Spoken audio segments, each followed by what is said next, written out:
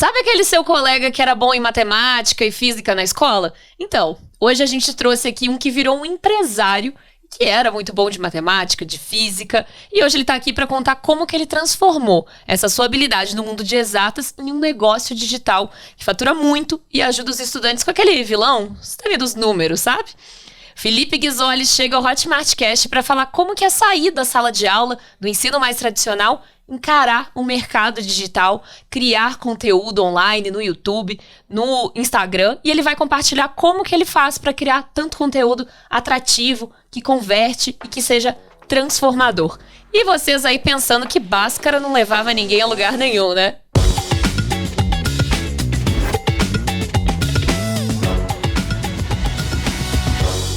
Eu sou o Felipe Ghisoli e o Hotmartcast começa agora. Olha aí, gente, pela primeira vez no Hotmartcast temos um físico. É a minha primeira vez. Primeira vez.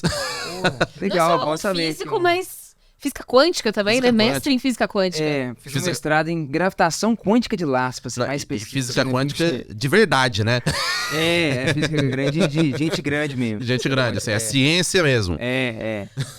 Pera, eu não peguei o nome. Como é que é o trem que você fez? Gravitação quântica de laços. Na verdade, tipo assim, é uma teoria que tenta misturar as duas grandes teorias da física que a gente tem no século XX, que é a relatividade geral, que é uma teoria do Einstein, que vai falar de sistema solar e tal, e a física quântica, que é a física do mundo pequeno, microscópico. E as duas são meio incompatíveis, e tem várias teorias que tentam unificar as duas. A gravitação quântica de laços é uma delas. E aí, Eu gostei. olha aí, ó, aí talvez... Agora todo mundo já saiu do podcast. Não. Agora que a galera deve estar curiosa, que os caras devem falar, caralho, Como tipo que assim, isso se reflete num negócio digital, né? Eu tô muito curiosa pra gente entrar nesse papo. Isso. E aí, Felipe, além de ser uma pessoa especializada em uma área que eu não sei nem falar qual que é direito, a física...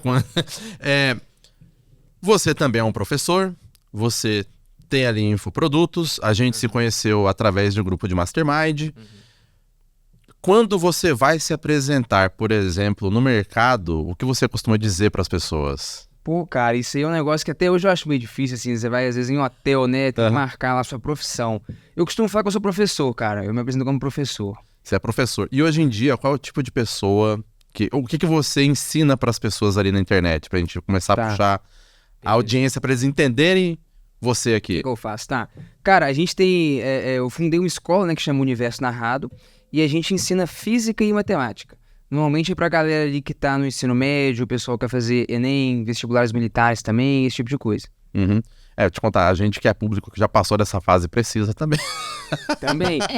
Matemática básica, acho que é pro resto da vida, né? Cara, saiu recentemente, assim, né, deve ter um mês mais ou menos, resultados do PISA que mostra que 90%, ou por aí, algo bem próximo disso, dos estudantes no Brasil se formam sem saber nenhum básico de matemática, cara. Mas Então, velho. Vai ter até um curso nosso, cara, bem curioso, assim, que chama Desvendando a Matemática. Ele não tem nenhum compromisso com o vestibular, com o processo seletivo. A proposta não é te ensinar pra passar numa prova. A proposta é, tipo assim, te ensinar como é que a matemática funciona. No início eu até achei que seria muito difícil de vender, justamente por ser pouco apelativo e não ter uma utilidade prática imediata. Tipo assim, cara, você quer entender como é que a matemática funciona? Esse curso aqui vai te ensinar. Não é te preparar pro Enem, nem nada não. E, cara, até que a galera aderiu muito. E esse é um curso muito, muito engraçado, que a gente tem alunos de 10 até 80 anos de idade, cara. É tipo Lego. Talvez seja... exatamente, cara. Talvez seja um dos coisas mais versáteis que você tem. Você tem várias pessoas com 10, 12 anos, 15. Aí tem adultos de 40 anos que querem aprender matemática pra ensinar pro filho. Aí tem cara de 70 anos que fala, cara, eu vi uns vídeos seus no YouTube, achei muito legal, eu queria entender como é que a matemática funcionava. Eu acho legal pra caramba Muito isso. legal isso. Às Porque a gente vezes... defende isso muito no Universo Narrado, assim. A educação do inutensílio. Porque quando você tá na época da escola, a gente tende a querer estudar só as coisas que servem pra alguma coisa.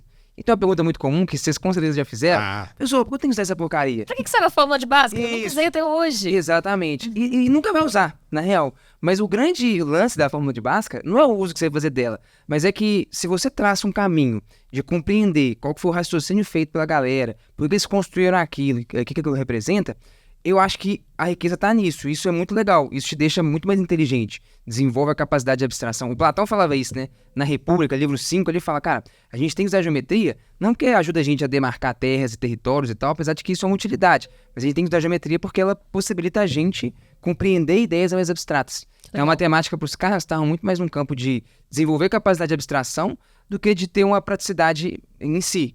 E a fórmula de Bhaskara está muito mais nisso. O problema é que a gente estuda só a coisa mecânica chata de reproduzir, que é justamente o que provavelmente você nunca vai usar, e a gente não estuda justamente a parte criativa, lúdica e de raciocínio, de construção. Tipo assim, cara, pra que serve isso, né? Tipo assim, por que construíram? Qual que é a lógica por trás?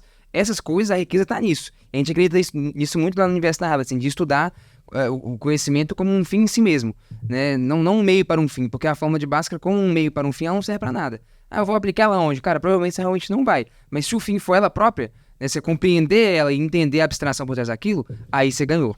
Cara, Você nunca vai aplicar. Genial, velho. E, tipo assim, você falou do universo narrado, que vocês têm um público bem legal, tanto de YouTube quanto de Instagram, né?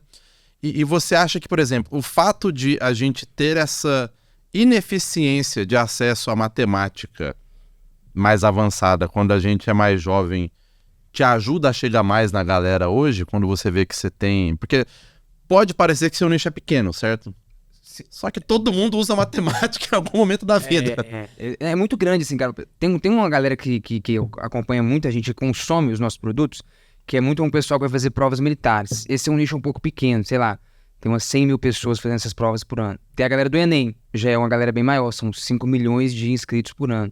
Mas é o que você falou, cara. Por exemplo, esse produto mesmo que eu te falei, acaba atraindo gente que a gente nem imaginava, justamente porque, cara, no fundo, matemática junto com o português constituem os dois conhecimentos mais importantes que tem que ter de linguagem para você conseguir se comunicar, né? Uhum. Então, eu nem sei te dizer exatamente quem que é o nosso público em alguma medida, pelo menos quando a gente vai para esse ramo, porque realmente é quase todo mundo, né? Quem precisa e quer, às vezes, ter um domínio de matemática para conseguir desenrolar, sei lá, ler alguma notícia, entender, fazer contas do dia a dia, coisas mais básicas mesmo que a gente acaba se formando na escola sem ter o domínio, sem ter a segurança e tal. Legal. Caraca. E eu tenho uma curiosidade, hoje você continua dando aula em sala de aula também ou o seu foco é no digital? Não, o foco hoje é 100% digital. Desde 2021 até 2020, eu ainda estava em sala de aula. Acabei começando a dar aula muito novo, né? Eu tinha Ia falar, 19 você anos. deu aula com 13 anos, né? Não, eu tinha 19 Jovem prodígio. Eu tinha 19 anos quando eu comecei a dar aula. Eu dava aula de física e matemática. Então, eu tive bastante anos de experiência em sala de aula. Trabalhei em muitas escolas, muitos cursinhos aqui de Belo Horizonte mesmo. Até alguns de São Paulo, eu viajava para São Paulo para dar aula. Mas aí, em 2020, foi o meu último ano. Eu decidi pedir demissão de todos os lugares que eu trabalhava para 2021 tentar focar só no universo narrado, no negócio digital. Eu imagino... 3 anos fora da sala de aula presencial. Eu imagino que tem muita gente que acompanha a gente aqui no canal que é professor. Você vê muita diferença na didática que você tinha na sala de aula para a didática que você precisa ter no digital? E por que eu pergunto isso? Não só pro pessoal de casa, mas interesse próprio. Porque eu dou muita aula no digital hoje, mas eu vou começar a dar aula numa pós-graduação agora também. Então já vou aproveitar e pegar dicas Vai aqui fazer pra o mim. contrário. Legal, interessante. Cara, tem uma diferença que é bem importante de a gente conseguir perceber que primeiro, quando você está falando numa sala de aula, você está falando com, sei lá, 30, 50, 70 pessoas diferentes ali, e isso é nítido, né? Você está olhando para 70 pessoas ali e tal. E quando você está falando num curso online, por mais que talvez muito mais pessoas vão consumir aquilo, sei lá, 2 mil pessoas, 10 mil pessoas, mas você está falando individualmente, com uma única pessoa, né? Quem está te assistindo na ordem individual, ela não está com outras 1000 pessoas em volta. Então, a comunicação ela é muito mais individual. E esse é um lance que até em várias aulas nossas dos cursos que a gente gravou, eu levei muito em consideração. Porque assim, você tá conversando, é igual a gente tá aqui agora, é uma conversa de quase que 1 para 1 aqui, ou 1 para 2 e tal. Então, eu acho que você consegue trazer muito mais intimismo. É bem comum, você tá dando uma aula assim e tal, e de repente começa a fazer isso como se o aula tivesse parado, né? A galera para, tá, eu dou um gritão, presta atenção, eu sabia que você tava viajando e tal, não sei o quê. Funcionou. Aí, mas eu não tem isso, você sacou? Eu falei, porra, bicho, mas você tá aí viajando aí e tal, não sei o quê. Parece que você tá falando. Aí eu tô, caramba, velho, eu tava viajando mesmo, aí parece que você tava do meu lado e tal. Então, sei lá, isso é só um exemplo, mas tem vários mecanismos assim que eu uso no ensino digital, que é dessa ordem de conversar no a um. Pô, a pessoa tá sentada no quarto dela, às vezes ele estudando, sozinha. Por mais que é assíncrono, tem vários mecanismos de comunicação que você pode desenvolver para você conseguir gerar um resultado mais eficiente no estudo dela, chamar mais atenção e tal, que eu acho assim super legal. E esse é um desafio mesmo, porque na sala de aula presencial, né, é fácil você perceber quando tá perdendo a atenção do aluno. Essa sessão tá meio chata, a galera tá viajando, fulano tá conversando e tal, então você chama atenção, você usa esse recurso.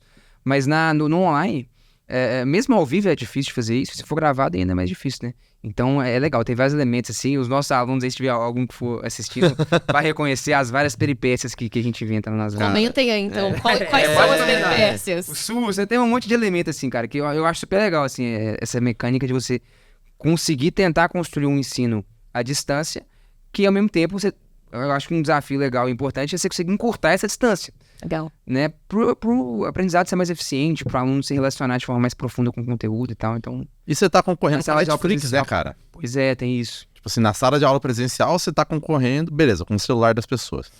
Mas em casa, cara, como que você faz pra sua aula ser melhor que a Netflix, Mas eu né? acho que esse é um desafio muito legal que eu sempre quis trazer, que é tipo assim, eu nunca achei que o professor, ele já tinha de imediato e por decreto, pela convenção social ali da relação professor-aluno, que ele já merecia a atenção do aluno. Porque, como assim, né? Sei lá, via de regra um professor senta ali e fala, cara, pô, eu tô aqui, eu sou professor, vocês estão aí, vocês têm que sentar e prestar Figura de atenção. autoridade, né? Aham. Cara, mas não é assim, bicho. Mesmo no ensino presencial, não é.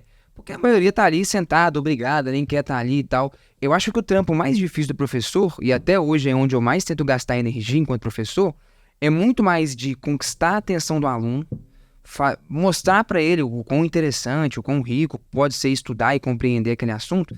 E acho que esse é o mais difícil do professor. O Galileu tem uma frase que ele fala assim, ele fala, cara, é impossível ensinar qualquer coisa a um homem, só é possível ajudá-lo a descobrir a coisa dentro de si. Eu acredito nisso, cara. Eu não acho que eu, enquanto professor, nem ninguém tem capacidade de ensinar nada a ninguém.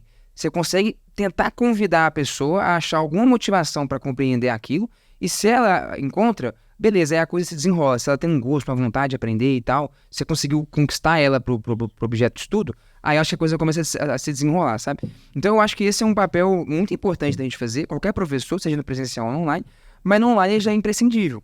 Porque se você não tiver a manha realmente de prender atenção, de mostrar para um cara por que você deveria estudar aquilo, por que pode ser divertido, interessante, etc., você perde atenção muito mais fácil. Na sala de aula presencial você também perde, mas eu não fico olhando pro teto e tal, não sei o quê, e aí a gente finge que tá tudo bem. É, meio que assim, né? Existe um teatro ali de que tem 30 alunos viajando, o professor tá dando aula, finge que é isso mesmo e tal, e o ensino acaba sendo muito ineficiente.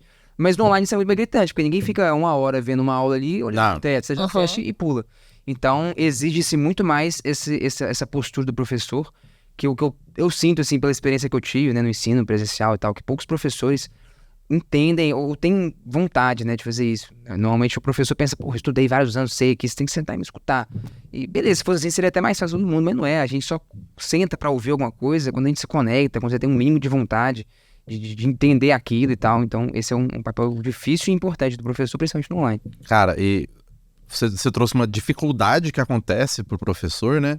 E só fazendo um contraponto rápido, se a gente observa uma grande parte dos negócios que deram muito certo na Creator Economy, essas pessoas em algum momento já foram professoras. Então, assim, cara, se você olha ali, o Bruno Gimenez do Luz da Serra, ele era professor. O Jerônimo Temel dava aula também. Assim, uma galera já foi professora ou é professora ainda, né? E aí, indo na contramão disso, o que você acha que faz com que talvez esse trabalho seja até mais fácil para alguém que já foi professor ou é professor? Para essa pessoa, o que o professor tem de bom que faz ele conseguir navegar no digital? Pô, interessante, hein, cara? Não tinha parado pra pensar. Será que é a gente fazendo pergunta difícil pra ele? Aquelas perguntas o aluno capcioso ali da frente, né? Não sei, porque você citou alguns bons exemplos aí, né? Mas eu também nem sei se eu concordo, porque eu poderia citar alguns outros exemplos de gente que ninguém vai conhecer e nem vocês, justamente porque são professores bons que tentaram engrenar no digital e não conseguiram. Então, assim, eu não sei se isso é uma regra.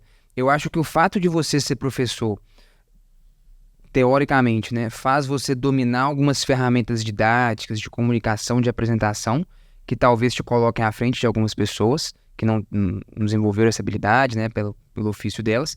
Mas, ao mesmo tempo, tem várias dificuldades, que cara, o professor, ele é um ser um pouco engessado.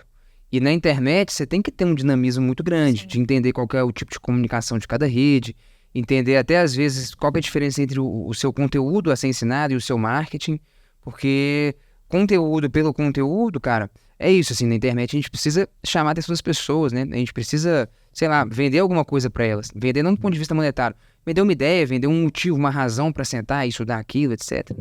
E esses são elementos que normalmente os professores, tradicionalmente, não desenvolvem muitas habilidades. Nunca tiveram que se preocupar com isso. Exatamente, porque você senta e fala, cara, todo mundo ali vai ficar sentado me ouvindo, né? Então, em tese, você já tem a atenção pronta e entregue pra você. Você não precisa convencer ninguém. Em tese, você precisa, né? Como eu tava falando assim, pra você realmente pra ser eficiente no ensino, você precisaria, mas na prática você não precisa, velho. Esse cara vai sentar e vai me ouvir. Mas na internet ninguém vai sentar e te ouvir. Então, acho que normalmente, eu até acho que é o contrário, cara. Por conhecer muitos professores que tentaram ingressar no digital, eu acho que existe mais uma dificuldade, que é nessa de você entender, cara, agora não tem 50 alunos sentados obrigados a te escutar. Você precisa conquistar a atenção deles. Você precisa fazer com que eles queiram estudar aquele conteúdo, né? Vender para eles a ideia de por que é importante daquilo, etc. Um monte de coisa que normalmente o professor, via de regra, não precisa fazer, né? E eu acho que ele não gosta muito, assim, pelos vários professores que eu conheço. Então, eu acho que eu tenho mais exemplos para citar de professores que tentam engrenar no digital e não conseguem por essas barreiras do que os que conseguem. Então é isso, eu acho que tem facilidades e tem algumas dificuldades que o ofício vai acabar impondo. Bacana demais. Esse lado de desenvolver que você estava falando, o lado marqueteiro, às vezes, né, que o professor precisa ter, como é que você faz para diferenciar o conteúdo que você vai entregar gratuito no seu YouTube, no Instagram, e que vai chamar as pessoas para o seu produto? O que você entrega ali de pílula que é interessante para levar as pessoas para o curso pago? Hoje tem pouca diferença entre o nosso conteúdo gratuito e o conteúdo pago, assim. A gente sempre teve essa política de nunca filtrar nada. Então, assim, cara, as aulas gratuitas, as lives, assim, a gente faz muita live, muito vídeo pro YouTube e tal. Todas elas têm um nível de profundidade de conteúdo, de produção de excelência, que é o mesmo conteúdo pago. Legal. Então, o nosso marketing, em alguma medida, ele é muito em cima de entregar em alto nível justamente a experiência do cara, que é a experiência do produto. A gente realmente não diferencia nada disso. O que a gente faz muito nas ações de marketing é tentar alinhar essa produção de conteúdo de acordo com o timing do estudante. Então, por exemplo, agora, que a gente está gravando isso aqui em janeiro, não sei quando vai ao ar, mas janeiro, fevereiro... Daqui uns dias já. Né, costuma ser uma época em que os estudantes estão começando a se matricular nos cursos, a programar os estudos deles e tal. Normalmente a galera tá de férias, mas costuma ter muita demanda sobre, cara, como é que eu vou estudar isso, aquilo, como é que eu vou organizar meus estudos e tal. Já daqui 2, 3 meses, esse tipo de conteúdo já não faz muito sentido, porque o cara já começou a estudar.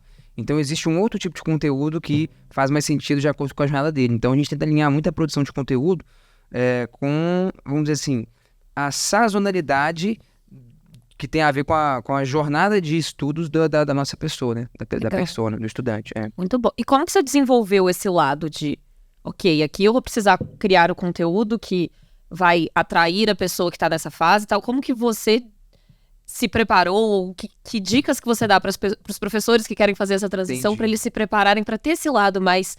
Aqui eu preciso aplicar técnicas de marketing, de convencimento para levar as pessoas para o produto pago. Isso aí foi um negócio que o professor sabe fazer bem, apesar de que tem alguma resistência, que é estudar.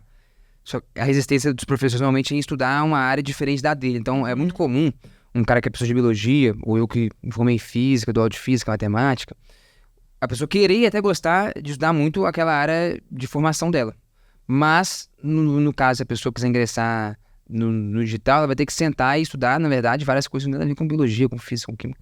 Ela vai ter que estudar bastante marketing e tal, posicionamento, e muito mesmo, né? No nosso caso, foi com muito estudo e com muita prática também, né? Você fazendo, você executando, você entende o que funciona bem no momento e outro não e tal. Eu tava dizendo, eu tô desde 2021 100% por conta. Então são 3 anos, cara, em 3 anos você aprende muita coisa executando. Então a gente estudou bastante, assim, né? Consumiu muitos cursos, muitos infoprodutos mesmo, né? E tal, lê bastante para tentar entender o que a gente pode fazer de posicionamento. E acho que aí talvez, tô falando isso porque talvez tenha um professor nos escutando, não sei. Acho que aí mora talvez uma das maiores dificuldades do professor.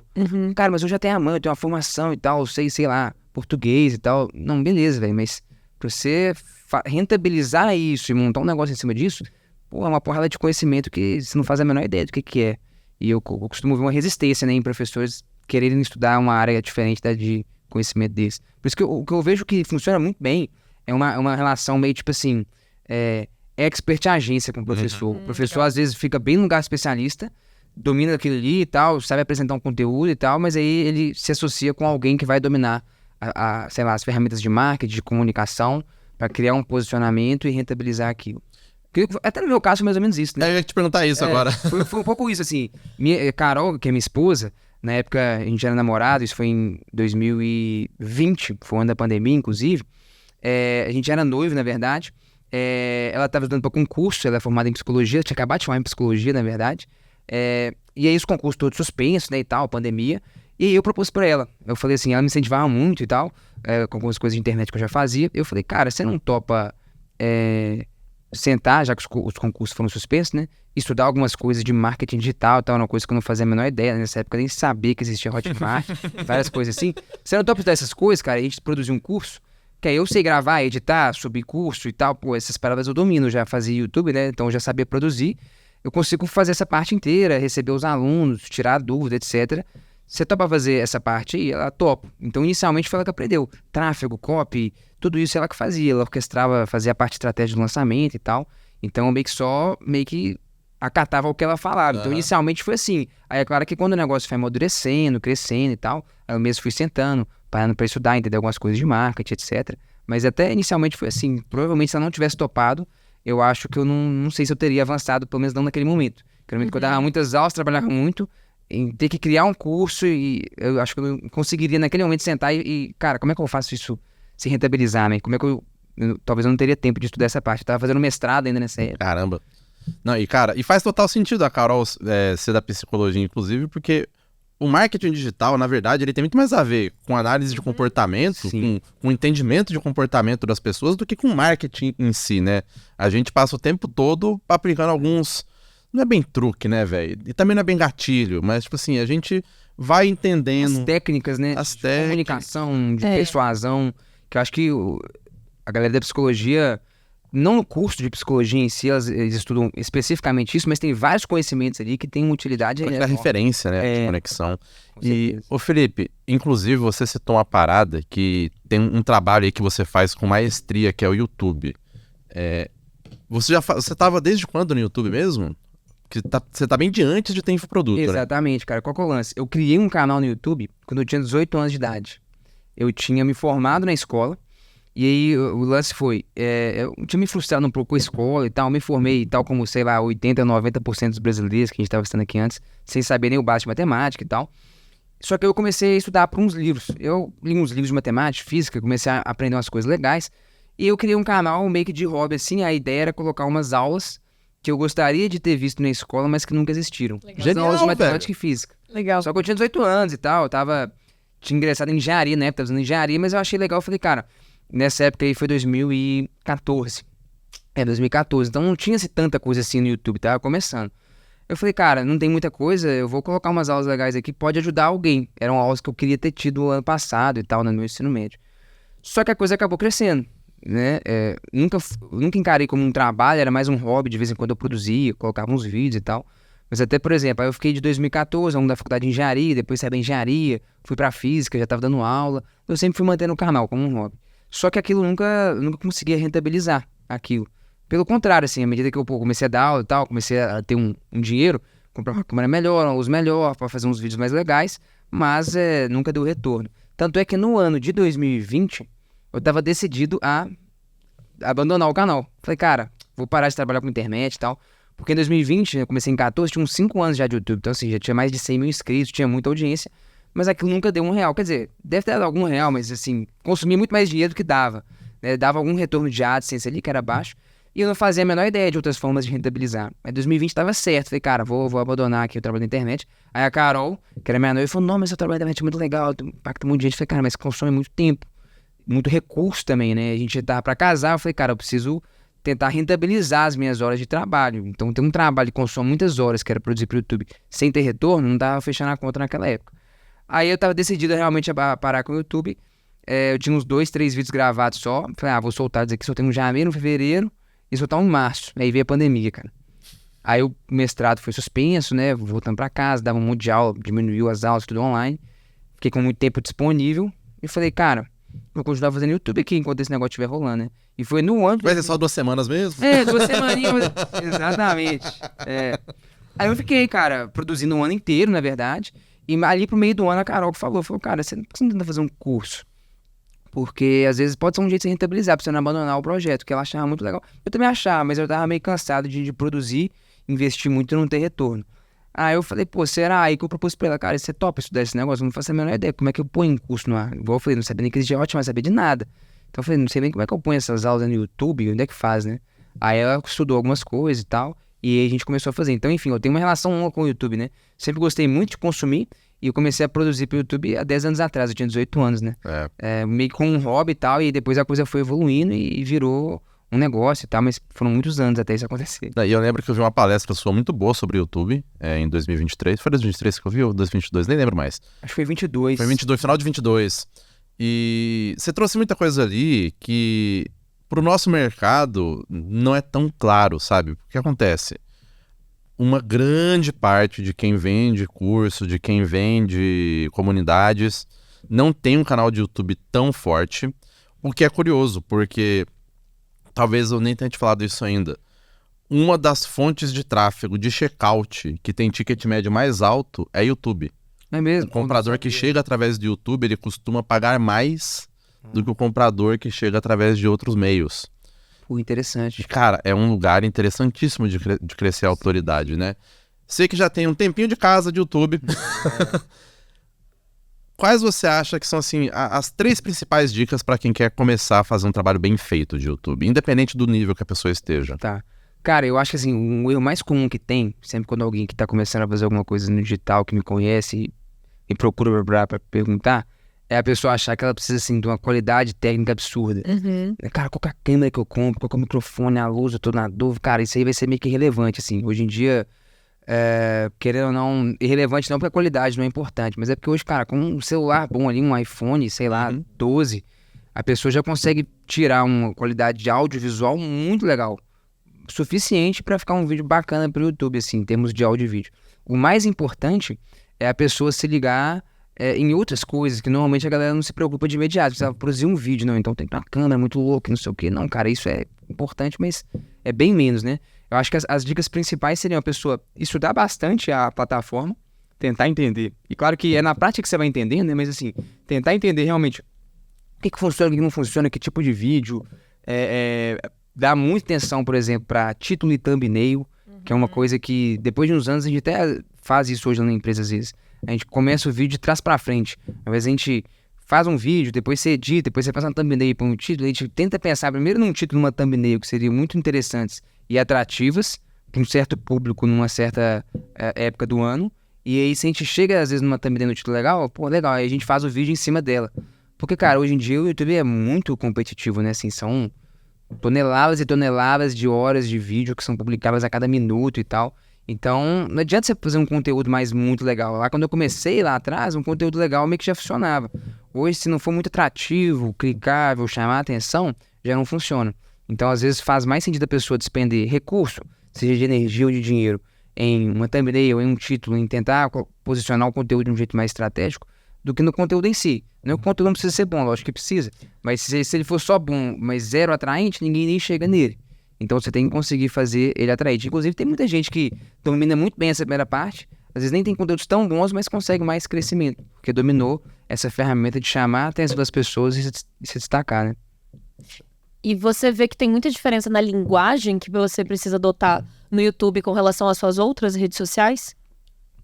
Eu acho que assim, não sei se é exatamente na linguagem, mas mais na profundidade dela. Entendi. No YouTube, e acho que até faz sentido esse fato aí que o Cleiton citou, né, de que o ticket médio é maior, né? No YouTube normalmente tem muito mais espaço, né, para aprofundar. Então é comum eu mesmo consumir o YouTube, você vê vídeo de 10, 15, 20 minutos, dependendo do live, ou vídeo de 30 minutos e tal. Então você acaba relacionando muito mais com aquela marca, ou com aquela pessoa, se aprofundando mais, esse tipo de coisa. O que talvez para mim justifique você tá até disposto a pagar mais caro por algum produto, porque você tem mais relacionamento, mais profundidade com aquela marca, com aquela pessoa, né? Então eu acho que o grande lance do YouTube é um espaço para você se aprofundar mais. Não só isso, claro, né? Mas eu acho que a grande diferença de linguagem é essa, assim. Outras redes sociais, Instagram, TikTok, são redes de bem mais produção mais curta, atenção mais escassa. Dificilmente você vai ficar vendo um vídeo de 3 minutos no Instagram, é muito difícil isso acontecer. Então o relacionamento acaba sendo um pouco mais superficial. Por mais que seja uma ferramenta em que se venda, né? Talvez você não está disposto a pagar um ticket tão caro, porque o relacionamento foi mais curto, mais superficial, alguma coisa do tipo, né? Legal. Excelente. Cara, é engraçado que na hora que a gente para pra pensar aqui, o seu canal de YouTube, ele tá com quantas pessoas mesmo, no Universo Narrado? Cara, hoje a gente tem 2 canais, né? O Universo Narrado tá com quase 500 mil de pessoas, e a gente criou um outro canal, que é para comunicar só com o público que quer fazer lá os vestibulares militares, que é um público bem específico, que tá batendo em uns 50 mil inscritos já. 50 mil. Então, assim, vamos considerar que tem um pouco mais de 500 mil de pessoas te acompanhando no YouTube. Tem mais uma galera de Instagram ali. Bicho, em algum momento, quando você era professor no presencial, você imaginava que você ia chegar em tanta gente, cara? Cara, até que eu imaginava um pouco pelo seguinte, quando eu era professor presencial, eu já produzia YouTube. Isso. Então eu já tinha alguns vídeos meus que tinham pegado, sei lá, 100, 200 mil visualizações, que era coisa que eu pensava, cara, eu dou aula aqui numa escola aqui pra 2 mil alunos, né, cara? Nossa, se eu ficar, sei lá, minha vida inteira, 50 anos na aula, eu nunca ia impactar o número de pessoas que esse vídeo possibilitou impactar. Então, eu já tinha um pouco essa noção, porque eu já meio que produzia pra internet, mas o que eu nunca imaginei foi que eu conseguiria viver disso, né? Eu nunca tinha sacado a parada de criar um negócio em cima disso e tal. Eu realmente produzia muito no YouTube, na minha cabeça, o modelo de negócio, que é um modelo de negócio, mas também era o único ali, né, naquele momento, né? Era, cara, um dia eu vou crescer muito aqui, vou ficar, sei lá, conhecido ou famoso e alguém vai querer me pagar por, sei lá, Fazer divulgar algum publicidade. produto. Na minha cabeça era isso, cara, um dia se esse negócio crescer demais, esse negócio vira dinheiro. Mas não vira, cara. Assim, eu tinha um canal que tinha mais de 100 mil inscritos, pô, era uma audiência e não tinha grana aí. Então, até que é engraçado, assim, né? Quem não conhece a mecânica da rede... E o que o físico vai ter de recebidos do YouTube, né? Alguém... Pois é, Vamos cara. dar um pêndulo. Guia do estudante. Ai, guia do estudante. Tem algumas coisas, É. né? Mas assim, é engraçado que quem não conhece os mecanismos, assim, eu lembro que, sei lá, amigos meus me contaram, nu, velho, você tá grandão e não, tá ganhando altos dinheiros no YouTube, né, 100 mil inscritos. Cara, até que não tô não, velho, tô só tomando prejuízo aí, velho. Tô só investindo. Pô, mas como assim, velho? Não dá dinheiro? Não, eu também achei que dava, cara. Lá atrás, 3 anos que eu conheci, eu achei que quando eu chegasse aqui eu ia estar ganhando altos dinheiros, mas não tô. Então, assim, na minha cabeça esse era um modelo de negócio, assim, né? Cara, se eu ficar muito conhecido, vai virar dinheiro esse negócio de alguma forma. Sei lá, meio que vendendo publicidade, alguma coisa assim. Que até aconteceu uma vez ou outra, mas era muito pequeno e tal, nunca... E não é o geral que fechava você a conta. controla, né? A Não publicidade. controla também, então tem esse lance, assim, e já a parada de ser, sei lá, criar um curso, vender um produto seu, me parecia algo muito distante, assim, uma coisa de empresa. Nossa, tem um produto seu, você vai vender, que isso, não sei o que, tem que ser uma empresa pra fazer isso e tal. E tudo bem, tem que ser, né? Antes era um canal que era um hobby e virou uma empresa e tal, mas, tipo assim, sei lá, parecia muito mais distante, muito mais complexo do que eu imaginei. E talvez naquela época fosse, né, quando eu comecei. Hotmart tava nos seus primórdios ali também, tu tava começando, então, sei lá, talvez naquela época fosse mais difícil e complexo mesmo, né? Hoje já é bem mais acessível, bem mais A fácil. barreira é mais baixa. Né? Exatamente. E você acha que esse foi um dos motivadores que te fez ir pro digital? Porque você tava falando da pandemia, quero continuar gostando de criar conteúdo pro digital, mas também tem esse aspecto de impactar muita gente. Isso foi algo que te motivou a ir pro digital também? Inicialmente não, porque, como eu disse, assim, eu já impactava muitas pessoas, mas isso nunca virou receita. Entendi. O que mais me motivou foi o seguinte, no ano da pandemia, foi muito zoado. Assim, o ensino ficou zoado demais, assim, quem é professor, quem é aluno, todo mundo sabe. Porque ninguém tava preparado pra fazer aquilo e tal. Nossa, eu Não lembro que sabia como eu dava aula, dar pô, boiada aí. das maiores escolas aqui de Belo Horizonte, das maiores de Minas e, pô, era muito zoado, Google Meet, os trem, era muito esquisito. Não funcionava, não era bom nem pro professor, nem pro aluno, realmente não funcionou. Só que eu tava nessa relação, dando aula em algumas escolas, alguns cursinhos, nessa mecânica, que era muito ruim, mas eu sabia produzir conteúdos muito bons à distância, eu já fazia YouTube. E eu comecei a ficar mal, cara. Eu falei, caramba, tô dando umas aulas aqui que eu tô achando muito ruins. Acho que os alunos essa mecânica não tá funcionando, realmente não funcionou. Mas eu sei fazer uma mecânica funcionar de ensino online. Assim, eu sei fazer vídeos bons, impactar pessoas, eu consigo ensinar à distância. Eu já tinha uma audiência. E aí eu me motivei, falei, cara, será que talvez então eu não consiga criar uma estrutura? Porque acho que aí gerou um contraste que eu não tinha antes, que era, igual eu falei, pra mim o lance de, ter um produto pra você vender, era uma coisa de uma empresa. Só que na empresa em que eu trabalhava, que era uma empresa gigante, eles não conseguiam fazer aquilo de um jeito bem feito. E os alunos em teste estavam pagando por aquilo. Não porque eles queriam, né? Se alguém pudesse escolher, não pagaria isso. Cara, tá muito ruim, caiu a qualidade e tal. Mas, cara, é o que a gente consegue entregar. Aí eu falei, cara, peraí, se os alunos estão pagando a mensalidade caríssima, pra esse negócio aqui que tá muito ruim, e realmente tava ruim, eu falei, cara, não é possível, cara, que eu não consigo... Eu que tenho o domínio dos mecanismos para produzir de uma forma muito melhor, não só em qualidade audiovisual, mas de vários outros elementos, como a gente estava conversando aqui, de entrega online. Falei, cara, não é possível, eu devo conseguir. Fora o fato de você ser jovem também, né, cara? Acho que isso também ajuda. Você tá um pouco mais aberto ali a experimentar novas maneiras de ensinar. Sim, pode ser também. Aí eu acho que isso gerou um contraste. Eu falei, cara, eu devo conseguir rentabilizar esse negócio aqui, porque eu consigo entregar um produto online melhor do que esse que está sendo entregue pela empresa em que eu trabalho. Então, pô, peraí, eu consigo competir com esses caras em alguma medida, né? Falei, vamos testar. E a gente fez o MVP nesse ano, 2020. Foi um curso de matemática básica e tal. Funcionou, foi um lançamentozinho ali, semente e tal, que rolou. E eu falei, cara, pô, acho que eu vou testar esse negócio. Aí eu pedi demissão de tudo em 2020. E em 2021, a gente, vamos desbravar esse negócio aí. Vamos ficar por conta do digital. E o resto é história aí também, tem 3 anos. Daquele primeiro lançamento ali em 2020 até hoje, vocês estão com quantos alunos, mais ou menos? Cara, deve ter dado uns, mais ou menos 20 mil alunos. Olha isso, cara. E você sabe taxa de, principalmente os focados ali em vestibular ou dos vestibulares militares ali, né? Você sabe taxa de aprovação dessa galera? Cara, a gente tem muito aprovado, assim, não vou saber te dizer o número percentualmente. A galera do marketing vai lá.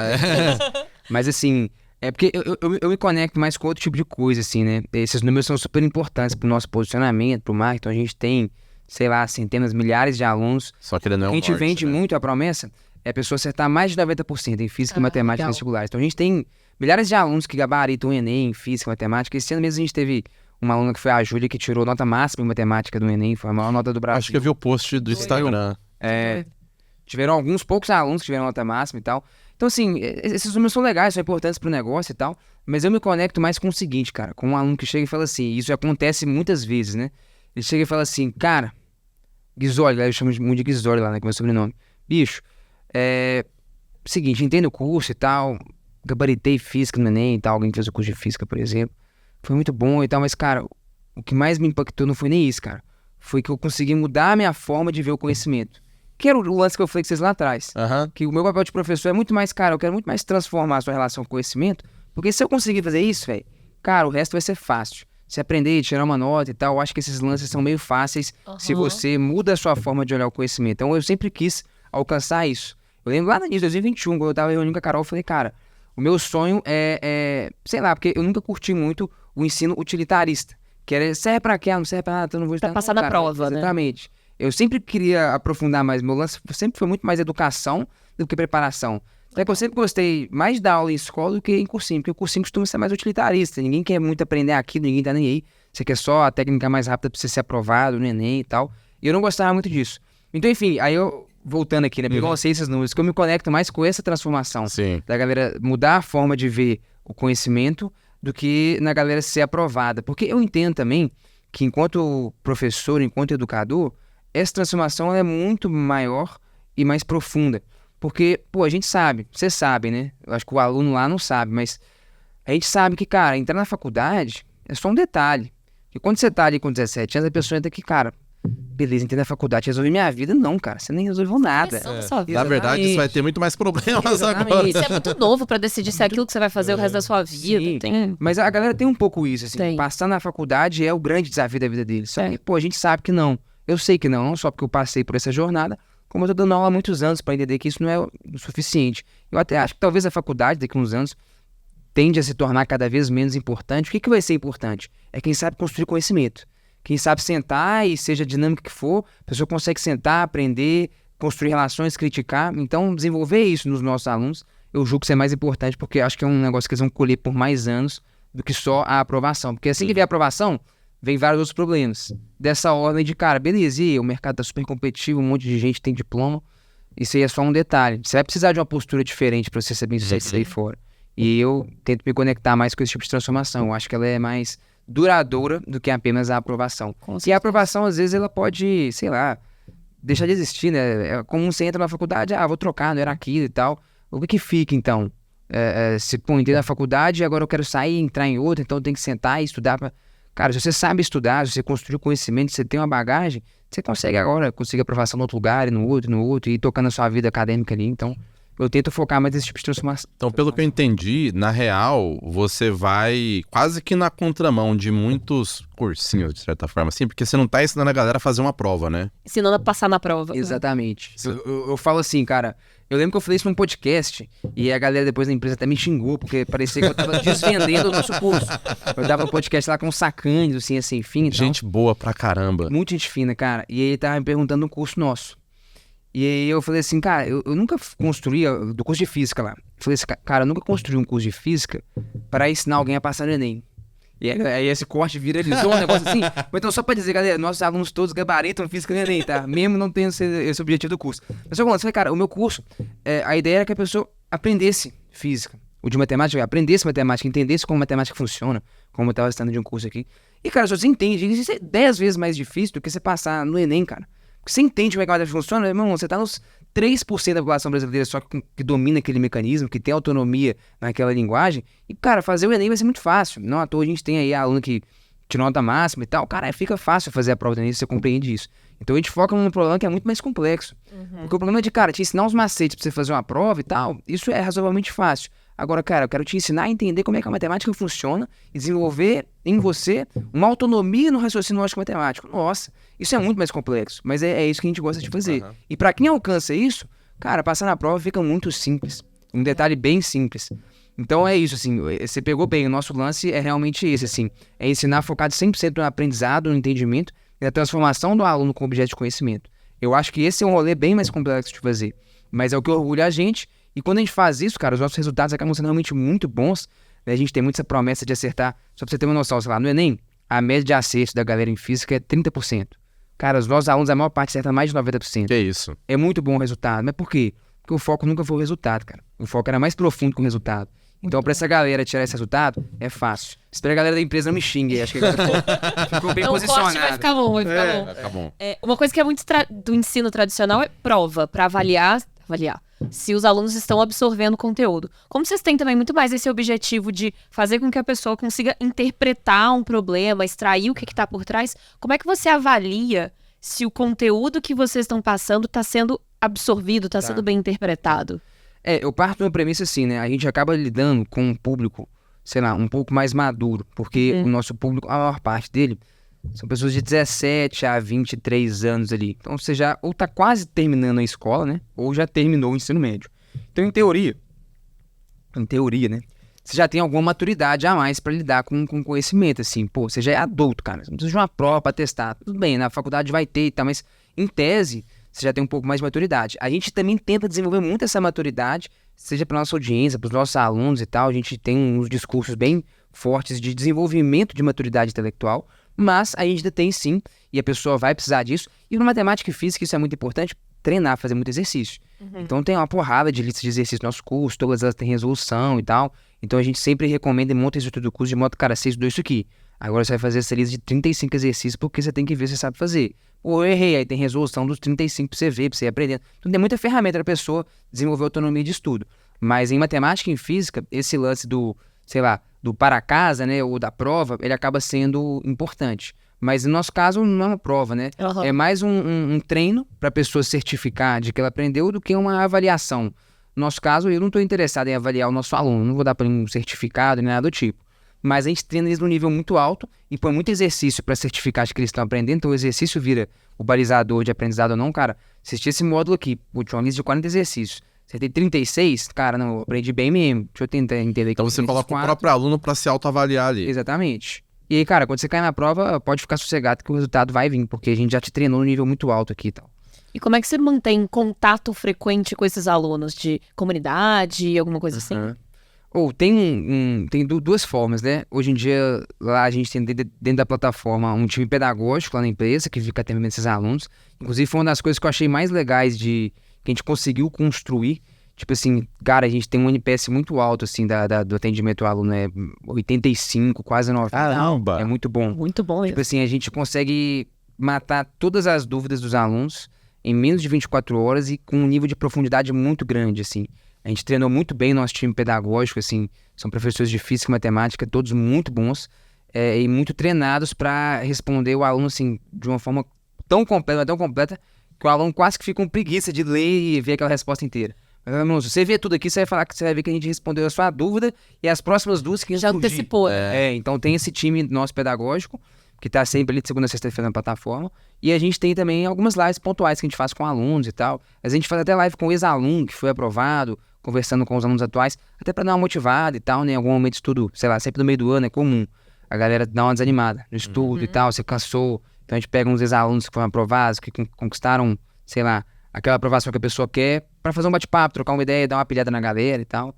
Ver alguém que, no ano passado estava exatamente onde eu tô e no ano seguinte conquistou que eu queria conquistar, então costumo empilhar muito a galera. Normalmente esses pontos de contato são mais para, sei lá, para motivar, para conversar com o aluno, do que de fato para ensinar, porque realmente o conteúdo já fica todo disponível na plataforma. Você tá fazendo uma coisa muito válida que é até dar um conforto psicológico pra pessoa, né? Você ajudando, respondendo rápido. Na hora que você falou do NPS de vocês, né? E também pra trazer pra audiência, NPS é a boa e velha de 0 a 10. Quanto você indicaria isso Pro aqui seu amigo. pro seu amigo? E esse é um caso bastante interessante, cara. Teve até uma conversa, não sei se você viu a palestra do Abramo no último encontro que a gente foi no Mastermind, que ele trouxe ali uns dados de NPS e tudo mais. A gente observou na Hotmart tem uma correlação entre NPS e reembolso. O que é meio óbvio. O produto que ele tem um NPS alto, de 7 para cima ali, ele costuma ter metade do reembolso de qualquer outro produto, de NPS neutro para baixo. Faz sentido. Então a pessoa que ela tá de promotor para cima, ela vai reembolsar menos. Porém, ela vai recomprar mais. Então essa pessoa, ela tá disposta a comprar mais de você, até 2 vezes mais. Ela gera 3 vezes mais faturamento do que a pessoa que não tá com o NPS alto. Eu acho que no seu caso tem uma coisa muito interessante, porque como o NPS é uma métrica de indicação, Sim. você começa a ter, imagino que tem muito aluno que te indique para outras pessoas, né? Sim. Cara, esse é um lance legal do negócio de modo geral, né? Você faz um trabalho muito bem feito, cara, e a gente realmente é chato com isso da empresa lá, né? Tanto é que, sei lá, talvez em alguns momentos a gente pode ter até aberto mão de algum crescimento em prol de tentar sempre manter a melhor qualidade de entrega. Mas se você faz isso muito bem, cara, quando você vai crescendo, quanto mais você cresce, mais você cresce. Porque, pô, agora eu tenho 1.000 alunos, mas são 1.000 alunos que eu me certifiquei de entregar um produto foda pra eles, sabe? Então esses meus alunos conhecem, eles estão naquela faixa etária, conhecem amigos. Pô, mas você mandou tão bem física? Eu fiz tal curso, aí agora você tem 5.000 alunos. Só que você tá entregando um nível muito alto. Então, pro ano seguinte, por mais que muitos desses alunos foram aprovados no curso de estudando, sei lá, tem um primo, tem um colega e tal, e isso indica muita gente. Então, começa a surgir um marketing que antes não existia, que é o do boca a boca, que é muito forte. Não é que antes não existia, mas quando você é pequeno, ele é pouco expressivo, né? Aí quando você começa a crescer muito, você fala e entregar um produto de qualidade, né? Aí o marketing do boca a boca começa a trazer realmente muita gente.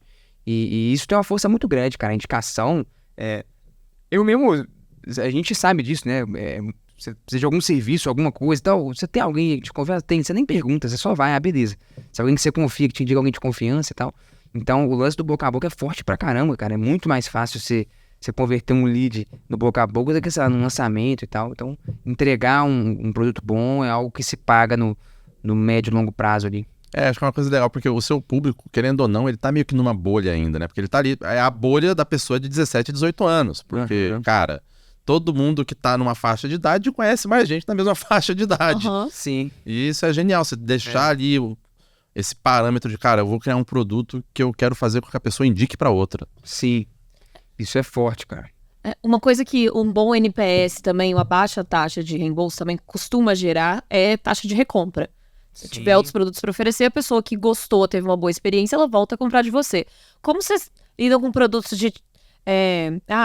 quero que a pessoa entenda para ter uma boa aprovação no vestibular ou numa prova militar, enfim. Vocês conseguem trabalhar isso de ter outros produtos no funil para manter aquele aluno por mais tempo? Sim. A gente tem hoje 3 produtos, né? Tem vários alunos nossos que compram 2, alguns até 3 produtos também, porque eles ganham confiança, eu acho, na marca, né? Então você se sente mais confortável em continuar comprando.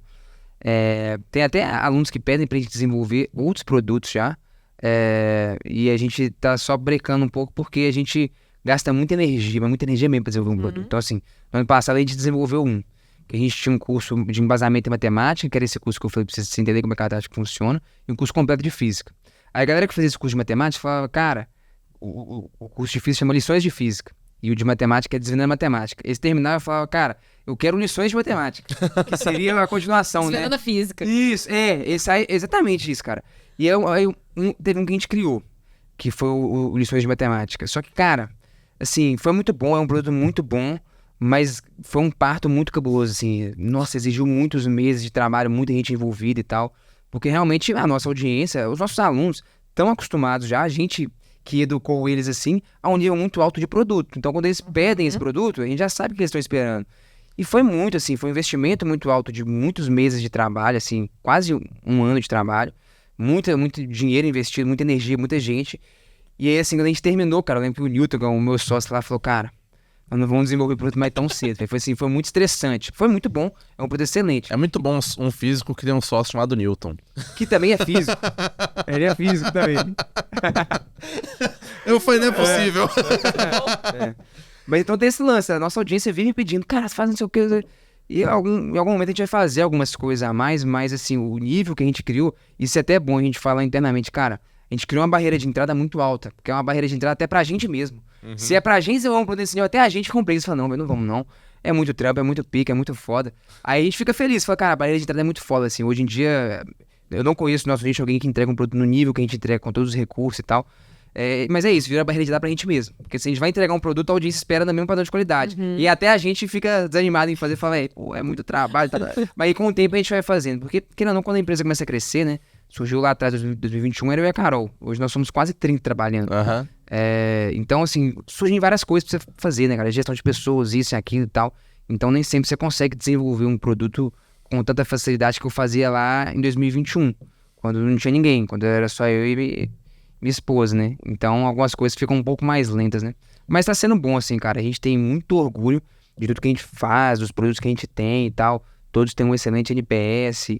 Então, a gente segue essa filosofia ainda de, cara, fazer coisas muito boas que vão se sustentar no longo prazo. Então, a gente prefere fazer poucas, mas boas coisas do que, sei lá, atirar e fazer uma porrada de coisa, mas, sei lá, perder o padrão de qualidade que a nossa audiência tá acostumada. Eu acho que você quebrar essa confiança, né?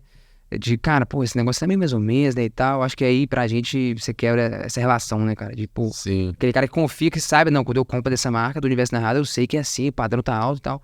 Acho que essa relação de confiança a gente quer sempre manter. Sabe que você tem um problema interessante aí. Eu não sei se... Primeiro, eu não sei se você sabe que você é uma pessoa muito fora da média do seu segmento. Em vários aspectos. Como assim, né? Cara, em questão de engajamento, tanto de redes sociais quanto de aluno, na hora que você traz ali um NPS, que é quase 10, que é quase 100, né? Na questão, por exemplo, de você não focar na aprovação e focar na transformação do conhecimento da pessoa. E você trouxe agora um outro ponto que é totalmente fora da curva. Eu vou generalizar aqui, dos nichos de passar em Enem, que normalmente, onde que a galera sofre muito? Em criar o próximo passo para esse aluno. E você já está fazendo uma coisa que a gente não vê tanto assim as pessoas fazendo, que é você escutar sua audiência. Você já sabe o que sua audiência quer. E vocês entendem que vocês têm um desafio de entregar isso.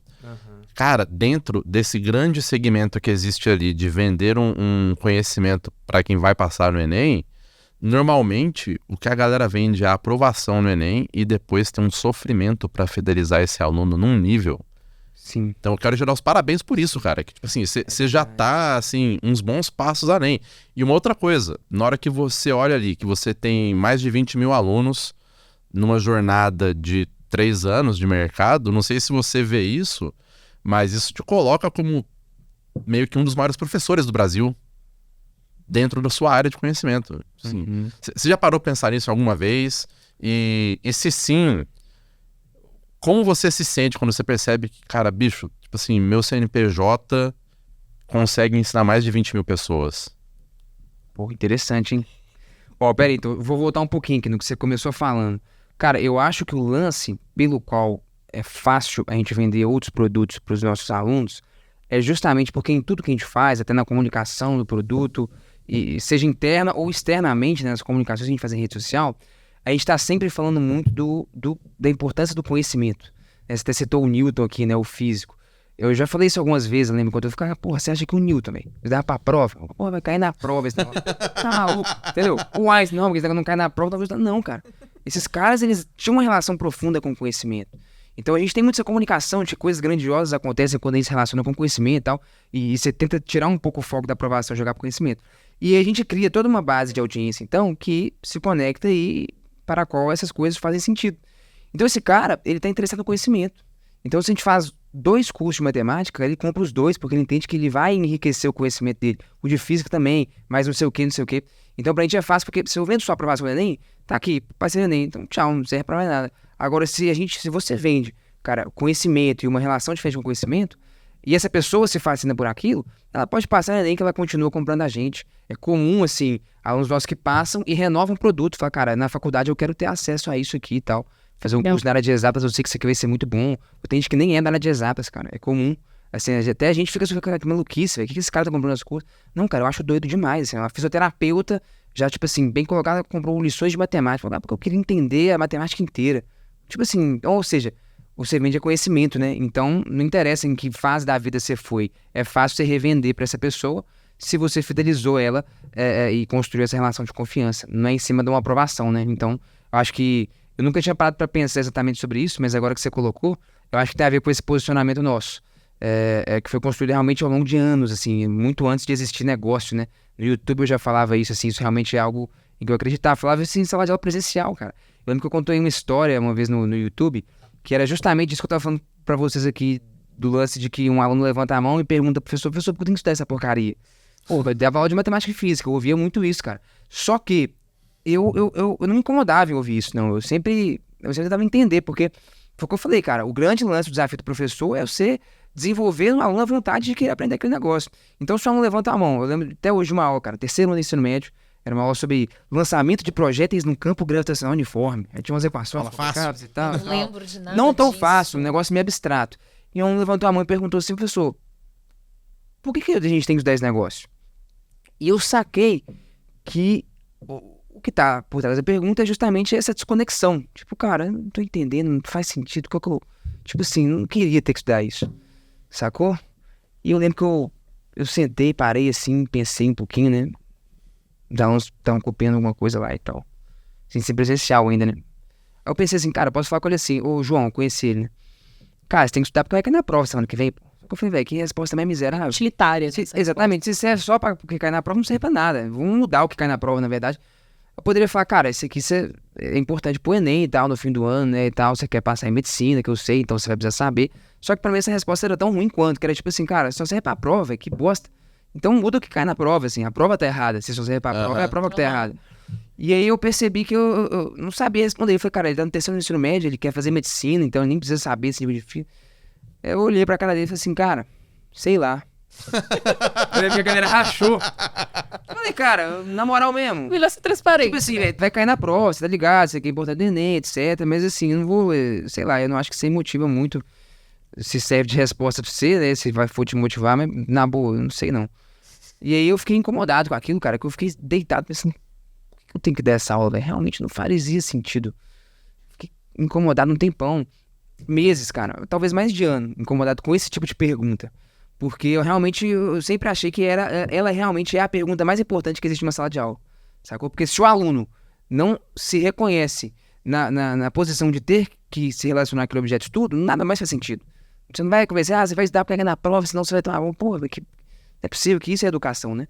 Então esse negócio sempre me incomodou. E depois de alguns anos, cara, eu percebi que aquilo tinha uma serventia pra ele, que entra mais ou menos no lance da fórmula de Bhaskara.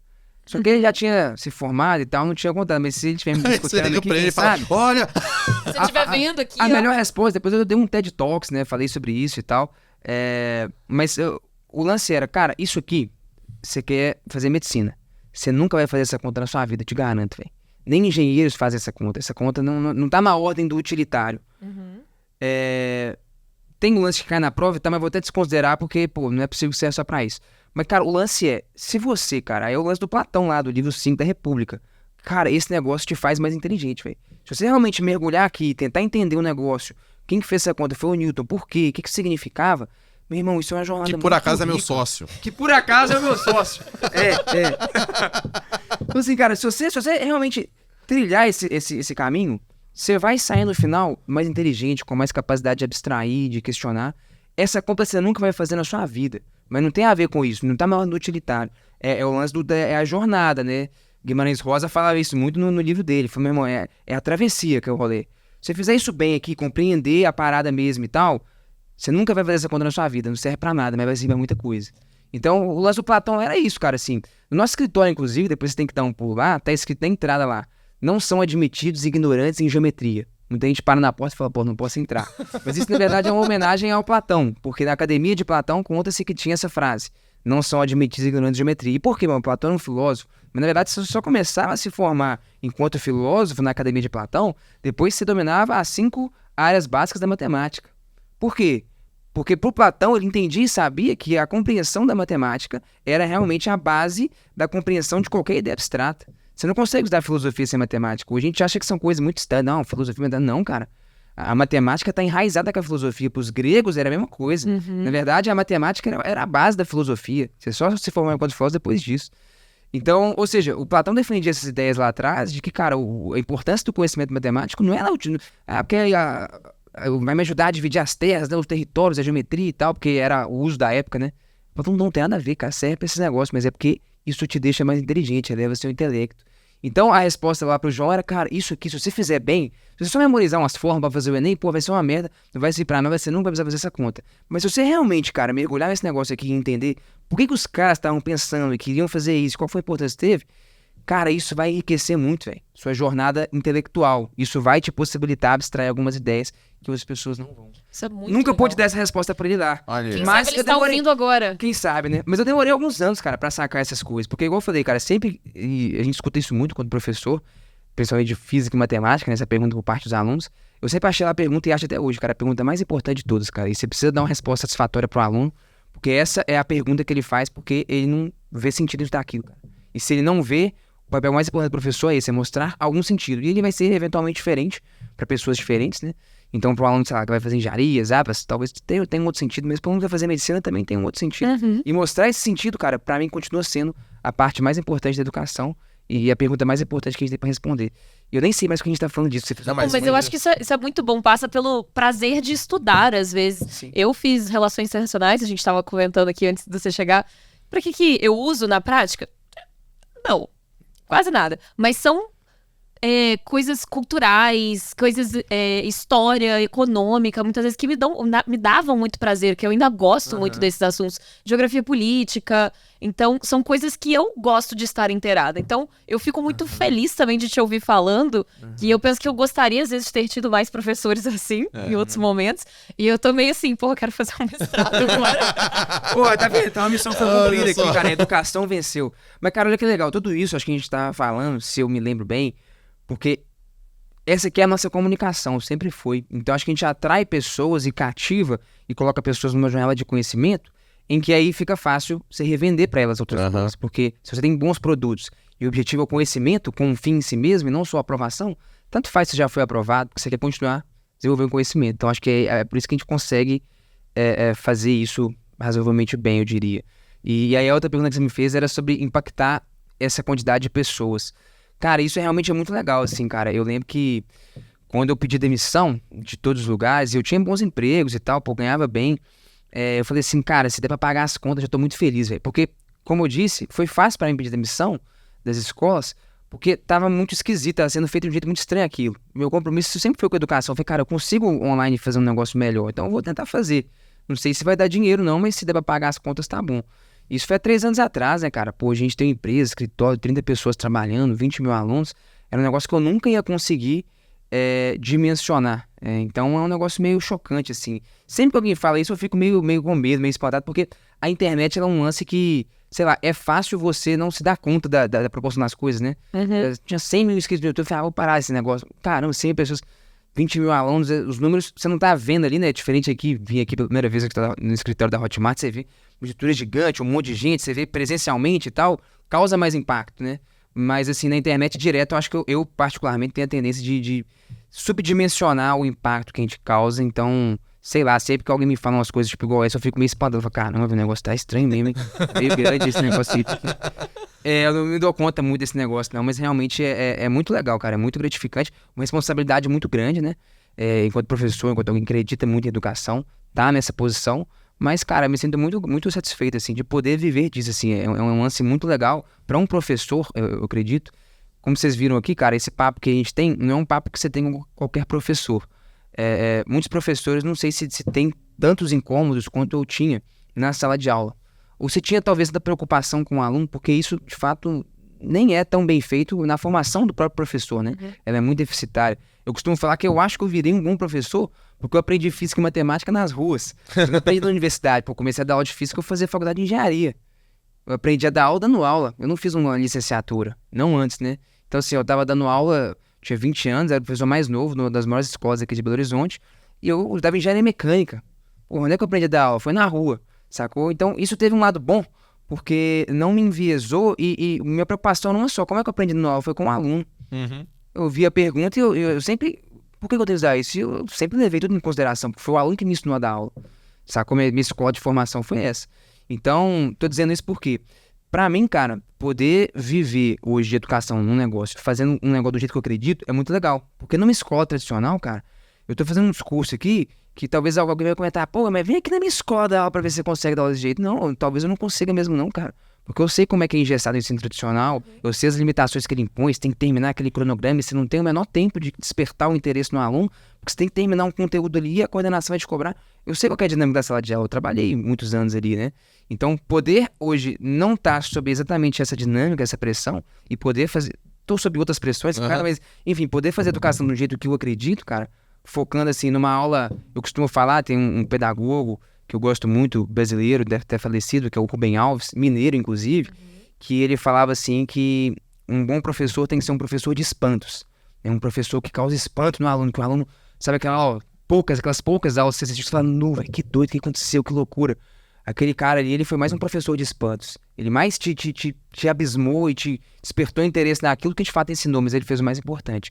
Então, hoje, sei lá, eu falo que com todos os professores também que estão na Universidade da Rádio, cara, nosso objetivo aqui é sermos professores de espantos. Esse é o objetivo mais importante da educação, sacou? E isso, infelizmente, cara, na sala de aula tradicional não tem muito espaço pra isso, sacou? Uma verdade muito, muito, muito difícil, muito diferente e tal. Então, sei lá, poder tentar ser esse professor de espantos hoje é um lugar que eu só tenho espaço, ou tenho bem mais espaço, no universo narrado. Onde eu que toco as coisas e falo, cara, o ritmo é esse aqui, nós estamos aqui pra fazer educação desse jeito. Do outro não interessa, do outro a gente vai lá dar aula nas escolas tradicionais e a gente volta porque era antes, cara. Então, isso é muito louco. Eu acho que poder ditar um caminho diferente, como você mesmo disse, né? O nosso posicionamento é muito diferente do resto da galera que vende pro Enem. Por quê? Porque, sei lá, a gente é meio maluco. Tem várias vezes, cara, que eu queria não ter todas essas ideias malucas, porque isso dificulta muitas coisas, cara. Então, pra vender é muito difícil. Porque mete esse discurso maluco aí e vai vender. Ah, vamos falar, que se dane, eu quero só passar no Enem. Ué. Que é a praticidade, né? Em muitos momentos, cara, isso é um dificultador pra gente, mas é o que a gente acredita, sacou? Então, acaba que a gente constrói um público também que é muito fiel e tal. Tem seus ônus e bônus, né? Felipe, pras pessoas... falei pra caramba, foi mal. É isso. Não, mas eu achei isso aí inspirada a estudar. Não, eu tô inspiradíssimo aqui. A educação venceu aqui, que legal. Sempre. Para as pessoas que querem acompanhar o seu trabalho, o trabalho da sua equipe, em quais redes essas pessoas podem te acompanhar? A gente vai colocar os links aqui na descrição. Tá. Cara, basicamente, se você jogar ali Universo Narrado, seja no Instagram ou no YouTube, você acha a gente. Se você, porventura, aí também, sei lá, tem interesse em provas militares e tal, né? ITA, IME, AF, essas provas mais difíceis. Não sei nem se você sabe, cara, mas são, tipo assim, os vestibulares mais difíceis do país, né? Toda vez que eu tinha que fazer alguma questão dessas no pré-vestibular, eu já chorava. Só de ver ITA ali do lado, já chorava. É muito difícil, assim. E a gente tem muitos alunos, centenas de aprovados no IME, no ITA e tal. A gente também tem uma educação de excelência para esse público. Aí você joga lá, Universo Narrado Militares. Aí a gente tem agora uma comunicação em um braço específico da empresa só para esse público aí. Maravilha. É isso. Felipe, muito obrigado pela sua presença. É um prazer estar com você aqui. Faz muito tempo já que eu queria sentar e ter uma conversa assim maior com você. É admirável o que vocês estão fazendo e você tá sempre convidado a visitar nossos escritórios Cara, da Hotmart. Foi um prazer, velho. Fico feliz aí de ter recebido esse convite. Assim, acho que a conversa foi muito legal. Espero que vocês tenham gostado. Eu particularmente gostei bastante. Foi maravilhoso. Obrigada, viu? E se você gostou, volte mais alguns episódios e maratone o Hotmartcast. A gente se vê na próxima edição. Tchau, tchau. Valeu.